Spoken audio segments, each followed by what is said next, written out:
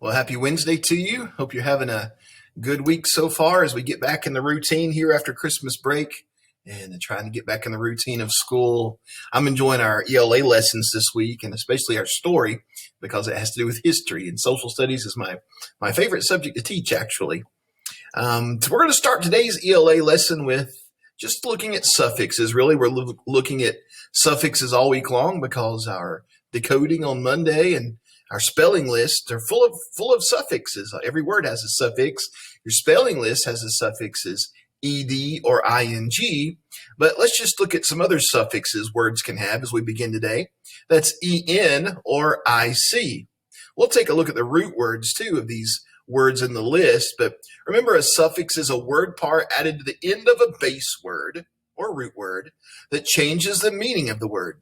The suffix en means to become. For example, awaken means to become awake. So let's take a look at these that end in "in." Awaken, we just read it, means to become awake.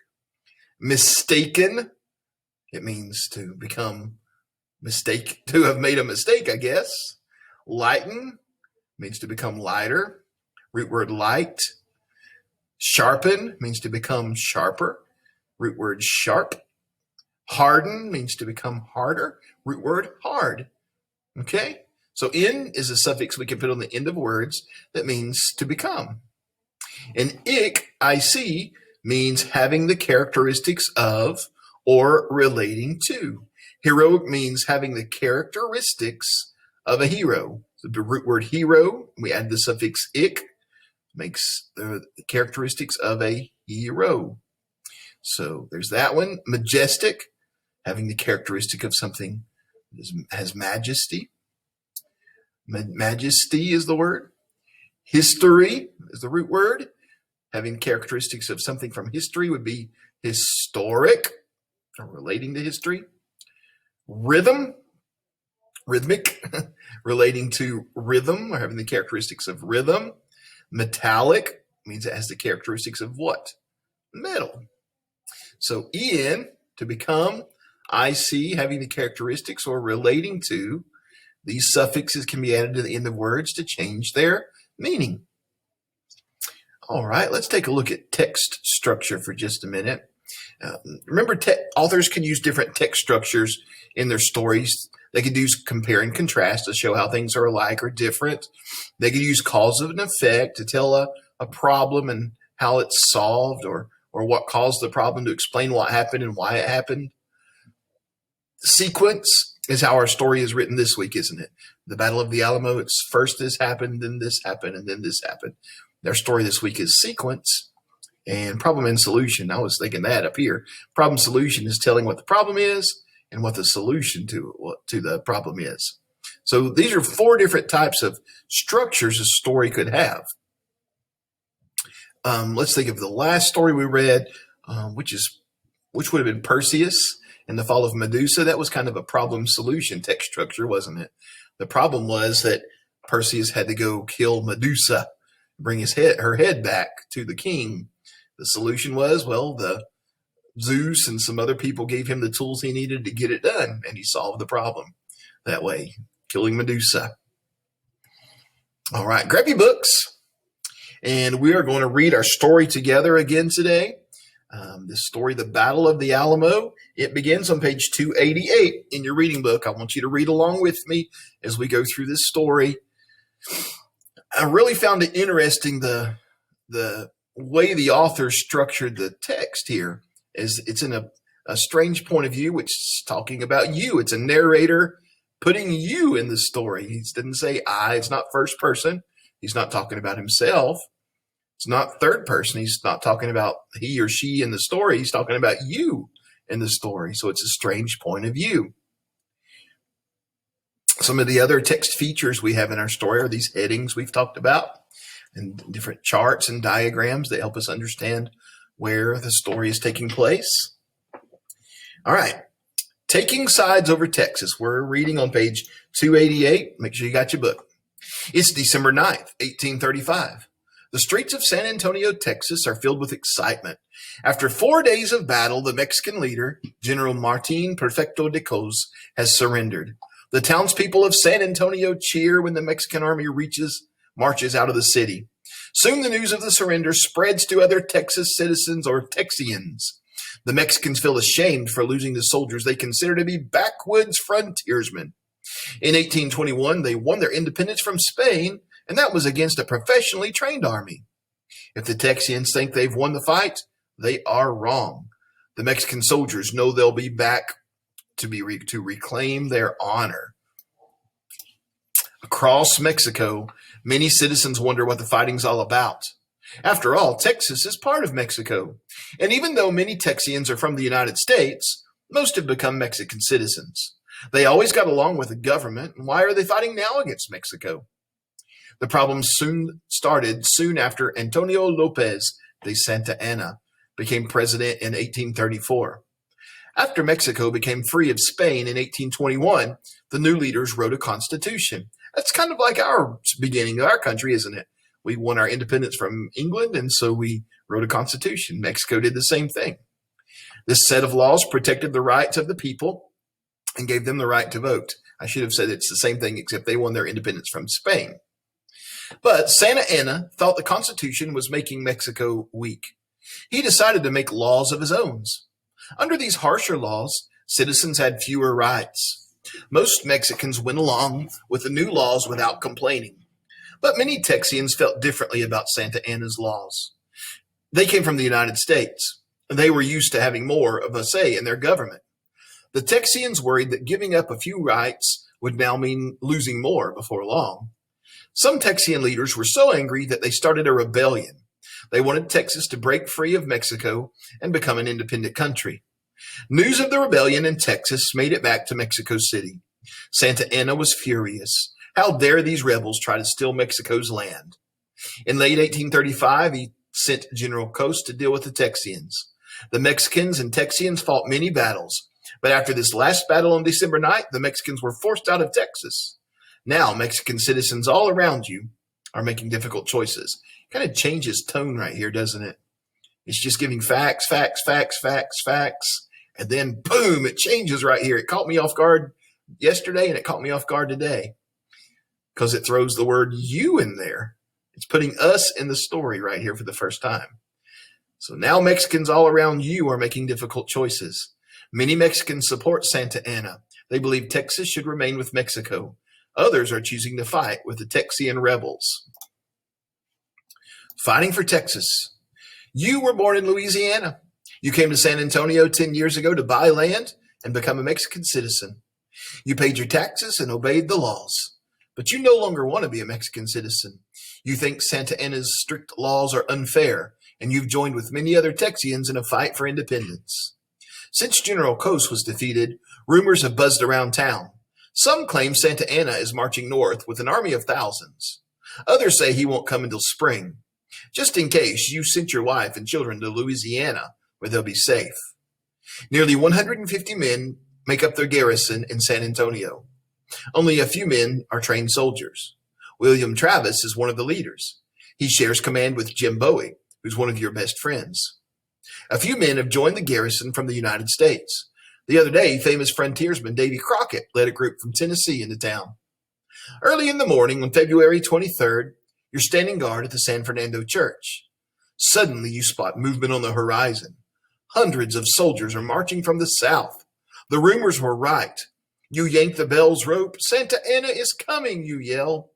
Townspeople dash through the streets. Many flee the town. Others rush into the Alamo. Church leaders called missionaries lived in the Alamo about 100 years ago. Some buildings in the Alamo don't have roofs, and the tall walls surrounding the building are crumbling, but it's still the safest place to go. Once inside the Alamo, you see Alberon Dickinson struggling with the cannons. Nearby, Travis is sending John Smith to the town of Gonzales to round up volunteers to help fight. You rush to Dickinson's side. Is your family safely inside, you ask? Yes, Susanna took baby Angelina into the sacristy, he says. The tiny sacristy is near the chapel. It's probably the safest place in the Alamo.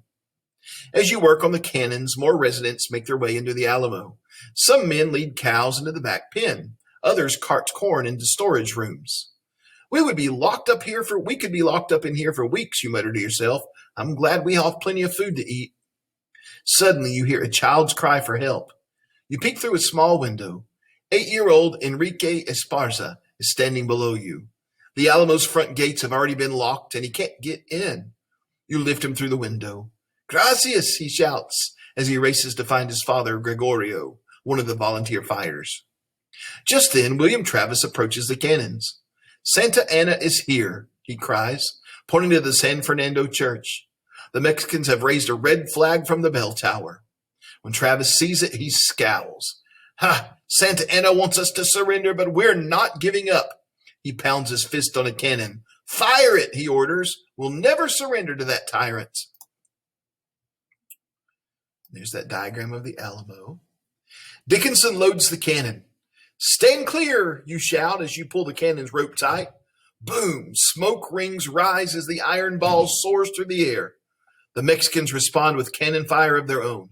They continue firing throughout the evening. Luckily, they're still too far away to do any harm to the walls. Travis orders the cannon crew to fire only occasionally. The cannonballs can't be wasted this early in the attack. He knows they'll be needed when the Mexicans move closer to the walls.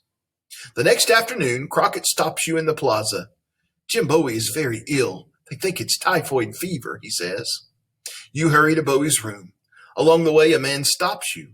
Travis wants us to gather supplies from the shacks in Lavalitta, he says, pointing to the nearby village. Will you help us? You agree to go. You push open the Alamo's heavy wooden gates. Then you sprint 300 yards to Lavalitta. You must move quickly so the Mexicans don't spot you. You search all the shacks and return with baskets of food, clothing, and blankets. That night, the Mexicans continue shooting cannonballs at the walls. It seems like the explosions are getting louder and louder. The next morning, you're patrolling back in the Alamo. You see a line of Mexicans marching into Lavalitta. You join a crew atop the wall, aim your rifle, and fire. The Mexican soldiers dive behind the shacks for cover. They return fire, but many have already been hit. The Mexicans retreat, dragging their wounded comrades with them. Later, there's talk that Crockett needs help defending the south wall. You also hear that Travis wants men to burn Lavalitta so the Mexicans can't use the shacks for protection again. You decide to burn Lavalitta. You meet the other men at the gate. You light a torch and dart toward the small wooden shack called Jacales. You touch your torch to the wall of one of the Jacales. The shack bursts into flames. You move quickly through the village, lighting each Jacale as you go. Soon, Lavalitta is a fiery scene. Across the river, the Mexicans see the flames. They aim and fire. Luckily, no one is harmed. Your crew is already back inside the Alamo. On March 1st, John Smith returns with 32 men from Gonzales. Travis is grateful they have come, yet worry shows on his face. He's been sending out messages daily. So far, only the town of Gonzales has responded. 2 days later, you walk through the plaza. Smith is leaving to deliver a message to the Texian leaders in the town of Washington on the Brazos. Green Jameson is gathering a crew to repair the crumbling north wall. You follow Jameson to the north wall. It's crumbling from the constant cannon fire. The Mexicans are now only 250 yards away. You must move quickly to stop the wall from caving in completely. You hammer wood braces and shovel dirt against the stone. After several hours, Jameson tells you to stop. We've done the best we can for now, he says. The next morning, you visit the sacristy with Gregorio Esparza. His children race to his side. Almiron Dickinson and his wife rock their baby to sleep. You spend the day there with your friends. You're grateful that your family is far away from this place. On the afternoon of March 5th, you return to help Jameson secure the north wall. Davy Crockett approaches. Travis has ordered a meeting in the main plaza, he says. As you enter the plaza, the bright sun warms your face. Everyone is here, the defenders, the women, and the children. Even Bowie is carried into the plaza on his cot. Travis addresses the group. You can tell by the sad look on his face that he doesn't have good news. I've sent many letters to the Texian leaders asking for help, he says. Yesterday I saw the Mexicans building ladders to climb the walls. I doubt any more volunteers will get here before they attack. You study the faces in the crowd. They're all pale with worry. Everyone knows what a fight without more defenders means. It's impossible for fewer than 200 men to fight off thousands of soldiers. I will fight to my last breath, Travis continues. He removes his silver sword from its sheath in its side. He uses it to cut a line in the sand. It stretches from one end of the plaza to the other. Now you must decide. Cross the line if you want to stay and fight for the liberty of Texas. Davy Crockett, Elmeron Dickinson, and Gregorio Esparza step across the line. Even Bowie is carried across the line on his cot. Within minutes, all have crossed the line except for you and a Frenchman named Louis Rose. I can't stay and die here, Rose says. This is not my war to fight. You think of your own wife and children. You don't want to die, leaving them all alone. What would they do without you? Yet your friends will need all the help they can get. You're sad at the thought of leaving your friends, but you must do what's best for your family. I'm sorry, but I must leave too, you say. You glance at the men around you. No one frowns upon you. They respect your decision. Travis thanks you for your service. Crockett and Bowie wish you luck. As you prepare to leave that night, you look back one last time across the Alamo. Davy Crockett and his men are guarding the south wall. William Travis and Elmeron Dickinson work on cannons. Candlelight glows from Jim Bowie's room as he struggles to stay alive one more night. You hear the women in the sacristy softly talking. You believe this is the last time you'll see your friends alive. With this image burned in your memory, you climbed over the tall stone wall and race into the darkness. You make it past the Mexican batteries without being detected. As you run northward to freedom, you know you've made it. You will see your family again. Remember the Alamo. By dawn on March 6th, the Battle of the Alamo was over.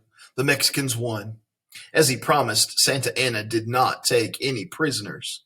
Every Texian defender inside the Alamo died in the battle. All of the women and children in the Alamo were allowed to leave. The Mexicans tore down the Texians' flag. The Mexican red, white, and green battle flag was put up in its place. Santa Anna wanted to make sure every defender was dead, especially the leaders. He demanded to see the bodies of William Travis, Jim Bowie, and Davy Crockett. The Mexican soldiers searched the defenders' bodies for weapons and valuables. Then they heaped the bodies into a pile and burned them.